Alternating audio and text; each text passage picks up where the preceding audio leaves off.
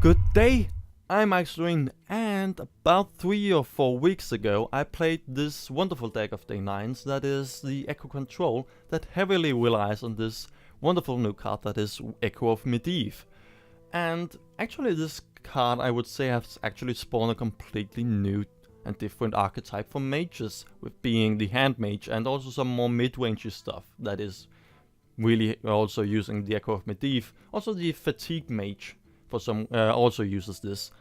And you may ask yourself, why the hell am I bringing that up now that you are looking at the title of this? Because we are playing with some Shaman deck today. Well, it's because Shaman's got something as unique and different from from what we have normally. And that also, I would say, have had pretty much the same impact on that class itself, spawning a completely new archetype. I mean, the Ancestor's Call is in some way actually ramping yourself up. I mean, you're not getting extra mana, so per se it's not really ramping, but still you're playing big stuff, in theory, before that you should be allowed to do so. So, this is the very version that I have here. I'm saying that very version because if you look on the web, you will see that most versions actually run with a lot more minions than this one. I mean, you would probably say that it is counterintuitive together with Ancestor's Call. I mean, Ancestor's Call would probably just then play something, but really you just have to play Ancestor's Call. Man, I can't even pronounce that damn card. Well, you would only want to play Ancestor's Call anyway when you're sure that you will only get the things out that you actually want, being these 3 or more legendaries. So having more minions in that isn't really the problem, I think. But for some reason when I played with it, it didn't really tick with me. I just lost the game and I didn't really know what I did wrong.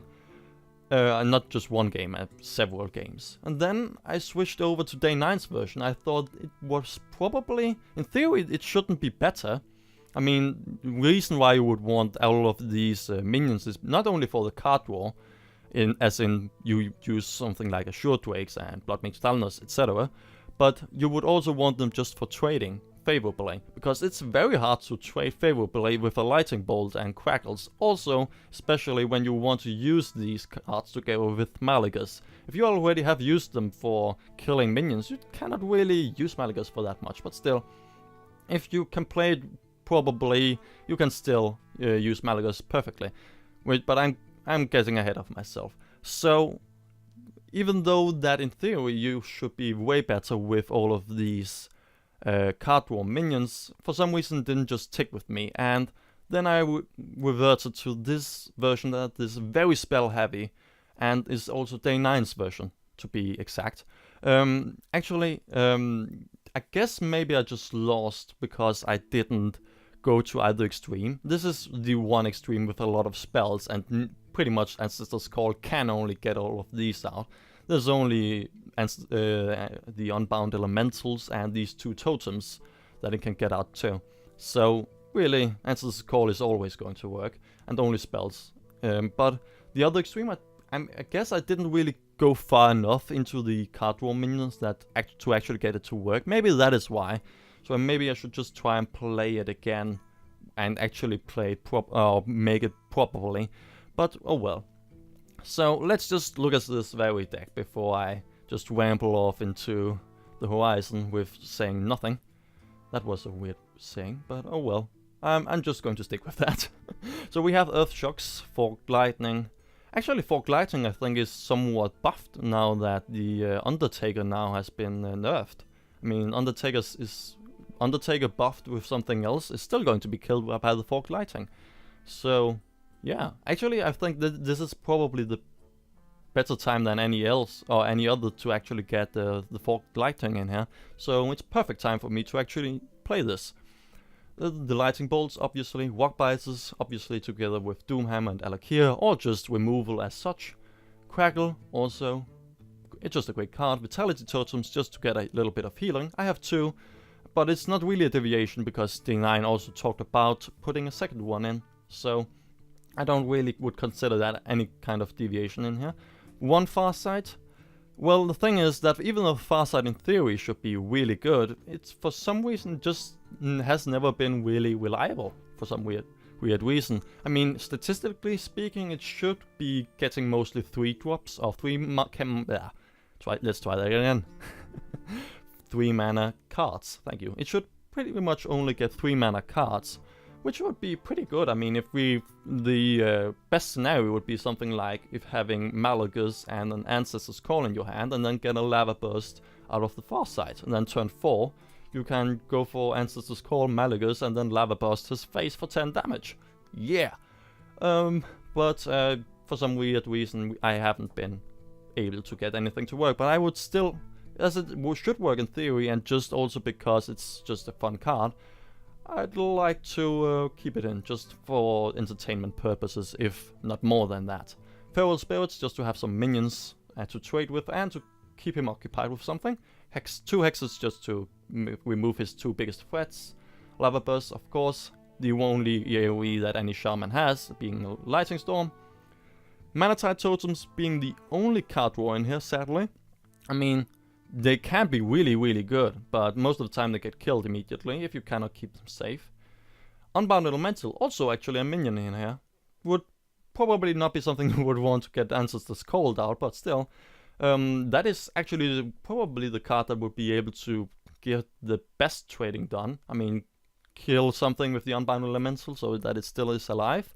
Kill some other minion of his with an Overload card, and it's pretty much untouchable still with something like a mage cannot kill it then. Or just other purposes. But so it can trade very favorably, this Unbound Elemental. Ancestor's Call, of course. Doomhammer, because of the Rock Biters that I already had put in. And then, well, these wonderful legendaries, Alakir, Ragnaros, and Malagas.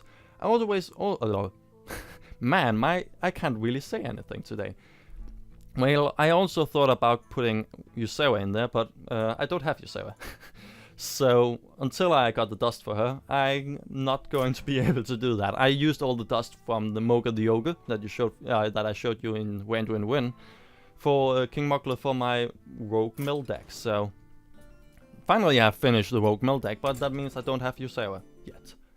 But that's fine, because, well, Ysera is not exactly what you would... That's not a white deck. That's also a fun deck, but no. This is actually somewhat reliable and somewhat good, unlike that one. Let's just go on the ladder. I got to rank 10 at the end of the season, and so I've got all the way to come, without any games, already to 2 stars on 19th rank. So, yeah, I guess I'm fine. Yeah. So we are going to play against a lot of hunters, obviously. So, we probably can't keep all our spells for just later use with Malagas. But, I mean, we're probably going to see a lot of hunters because that we have the 1st of February right now. Or at least the time of recording. But still. So, yeah, at the start and the end of the season, you will always end up with a lot of hunters. So, I'm not so sure if this would be the best time for it. On the other hand, Ancestor's Call wouldn't get anything scary out of him, except for the Savannah High main. There's nothing scary really from Hunter on its own. But now we're going against the Druid, so... if this is a Ram Druid, we are probably in rather bad shape. I mean, the Ancestor's Call would get something as scary out of him as out of me. I mean, I had actually doing a turn 4 Ancestor's Call, getting my Ragnaros out, but I didn't really expect his Ragnaros to get out too. And my Ragnaros didn't, of course, want to hit his. So, yeah, that's that. So he didn't play anything. That's at least something good, because we don't want him to get a good start here. Wild Growth. So he has a ramp to it. That means we have extra time, but on the other hand, we have not really the best chances with what I'm trying to say. We don't have the best chances with the Ancestor's Call. On the other hand, we have hexes, so if you should Ancestor's Call anything out, but if you at least do that at turn 7, you can also hex whatever he gets. So that could actually be rather useful if he has something like Alexstrasza for his combo, so that we could get his Alexstrasza out way before I can use the battle cry, and then we can hex her. So I won't complain, really, if that should happen. I'm thinking just going for Feral Spirits here. Just protecting this one totem would be pretty good.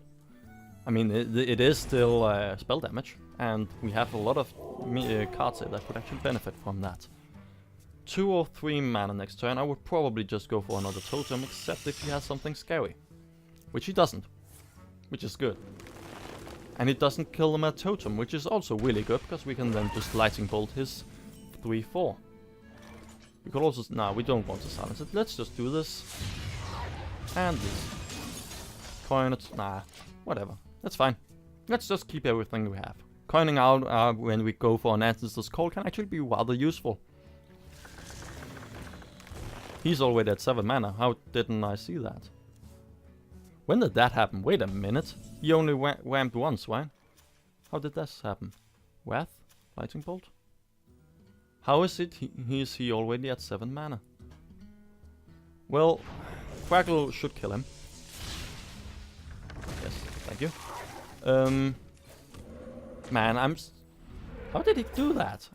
I'm not paying attention, as it seems. Damn.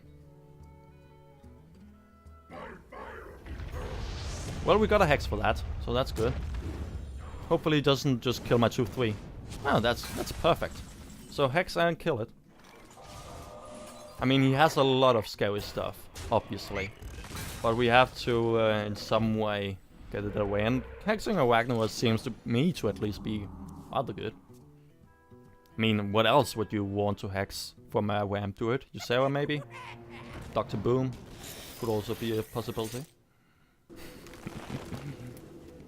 And now he wraps that. That's sad. Unbound Elemental. What do we want to do then? I mean, we could go for a Lightning Storm on top of that, but we would never kill this. Could also hex it and then Lightning Storm, and then probably lose our whole board with that.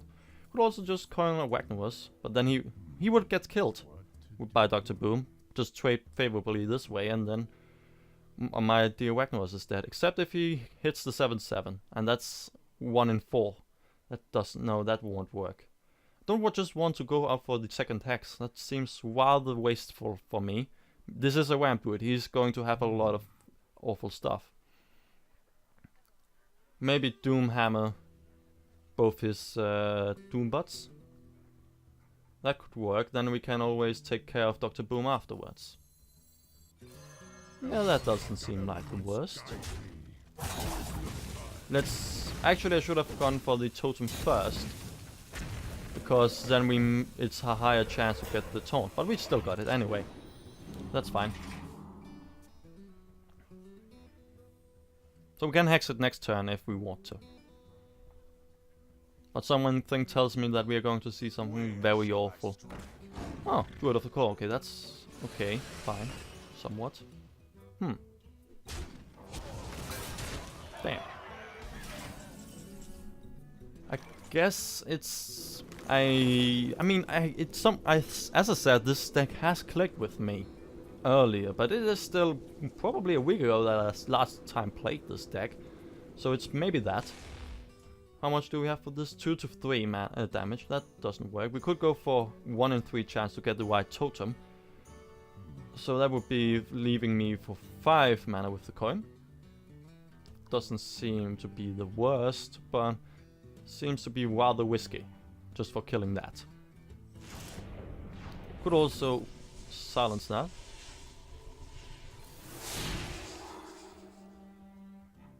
That is now fine. And this won't help me either, right? Ah, wait a minute, we can go for coin and then Lightning Storm. Buffering that one, hopefully. And then we can go for this one. Cool. We're still probably dead, but somewhat. I'm trying to clean up this old board, but it just doesn't want to work. I mean, he gotta have something like a second wild growth without me seeing, or maybe an... okay, I'm dead. Or maybe he just had something similar to, or like an what is that called? The 5 mana thing that actually gets you. Okay, I'm dead. 5 mana thing that gives you 2 extra mana crystals. Whatever that is, you know what I'm talking about. Yeah, I'm so dead. Well, this is not a good start, is it? We got crushed. I'm still also not really sure against who this is good against. Is this deck meant to be good against aggro players? I mean, you are maybe, but you can also pull out with the Ancestor's Call something very important from a control player, like Alexstrasza from a Druid, or Alexstrasza from a Freeze Mage, or maybe Grommash from a Control Warrior, and so on, or all the other legendaries that all the Control Warriors won with. Oh, I am somewhat tempted to keep that. We are going against the priest, so we may actually be able to just do that. Especially since we have the Rockbiter, so he cannot really go for that much. Oh, this isn't the worst. We have, I mean, the Lightning Storm won't be able to kill that much from a priest, but it's somewhat okay. It's okay. He can do the work. Ancient Watcher. Okay, I guess I have to get myself on top again on what you play as a priest. I have never seen any priest play an Ancient Watcher. Very interesting. So this is somewhat of a silence deck, maybe? I don't know. But we got a taunt. If it should be some kind of silence deck. No. Yeah. I mean, you have extra silence stuff as a... Oh. Interesting. He didn't do anything. Well, I'm not going to do anything then either, really. I don't see any reason to do so. Just getting another totem then. I mean, why should I? I don't have anything to Ancestor's Call out. He doesn't have anything to play out either. This is the second turn. Well, okay, let's see if he can get... Does he react to this? What are we playing against? Is Hand Priest all of a sudden some thing? I mean, this is something that you can see in the hand block, but Hand Priest doesn't exist, right? Huh. It does. Or does it? Well, we got Alakir, so... Well, we're 1 mana away from using that, sadly. We have the coin for it, so we could coin Alakir, kill that and that, meaning we have a 3/2 on the board that can get killed. But he didn't want to kill any of these, so maybe it's fine. Ancestor's Call. Oh, that's not bad. That's not bad to get out of him. And that one. There we go. Ah yeah, 3/3. Actually, even if we killed this one, it would be a 3/4. So let's see if he really doesn't have a Shadow Word Pain. He's gotta have something, right? Oh, he doesn't even have to. It has Taunt, obviously. So we're now going to see a whole even over. Yes, we are. Well, that was quite a waste. Though we have Doomhammer for 2 Rockbiters. How much is that anyway? 3, 3, 6, 9, 12. Oh god, that is really dirty. Jeez. Look at that. 2 damage plus 6 is 8, not 9, but still. And then that twice that is 16. What? Me, thank you. Me, thank you. That is so nasty. He's down to 12 already. And we have enough stuff in our hand actually to kill him, I'd say.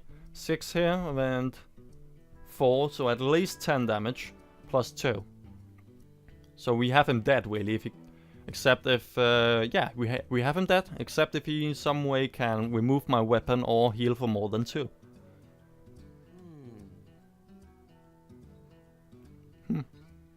I mean, with this Dark Cultist He looks much more like the things that we're used to. But oh, hello, Agnes. But on the other hand, what the hell was this thing in the beginning? He didn't have anything. Cool. So this was exactly what we needed to actually win. And the lava burst and the crackle. I mean, we won, but I'm not so sure why or how. But I'm not going to complain now, am I? Well, yeah. Even though I guess I misplayed a little bit, it's with the first Ancestor's Call here. We still won. It was enough to get him down and clear his board. And make it myself ready for a Doomhammer. So, yeah. Actually, that game went as it was expected, though it wasn't really expected to go as expected, if that makes sense. So with that, thank you for watching. See ya!